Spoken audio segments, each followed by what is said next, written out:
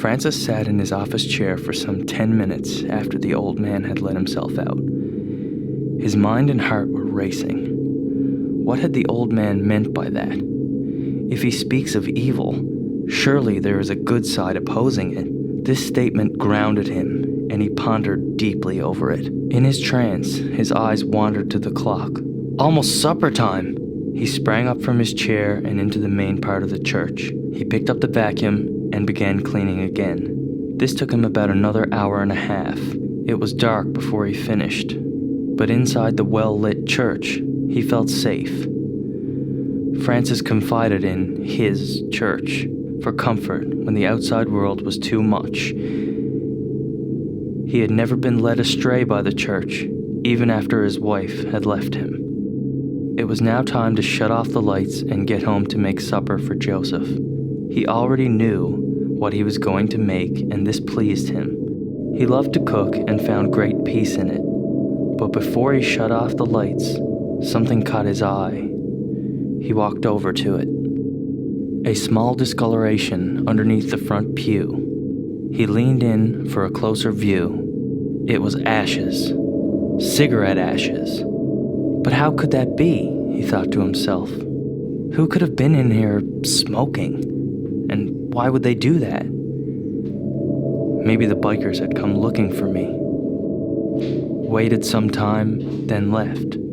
This frightened him, and for the first time he felt unsafe in the milieu of the church. He decided against cleaning it up and would do it before the service in the morning. He needed to get supper on.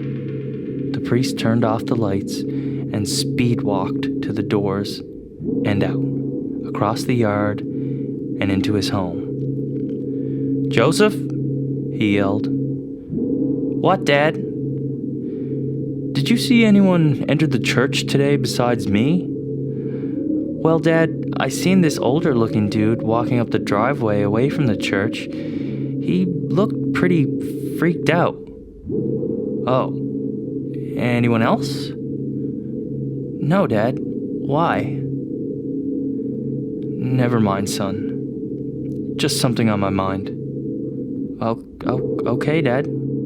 Joseph had learned not to question his dad's motives when he was using the tone of voice that he was.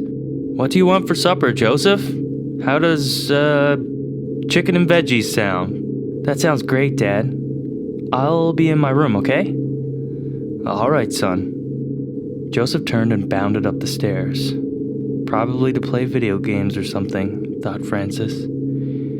He started in on cooking supper. When he was frying the chicken on the stove, the phone rang. Who would be calling at supper time, he wondered.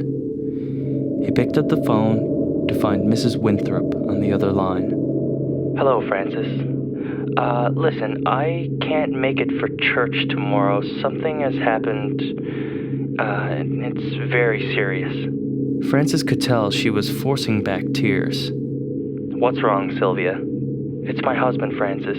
He's missing." "Missing? How do you know?" "They found his car abandoned out by Tuttle Highway." "I have to go, Francis. Sorry if I seem rude." There was a click, and she was gone. How awful, Francis thought. He didn't mind that she couldn't make it to church at all, of course.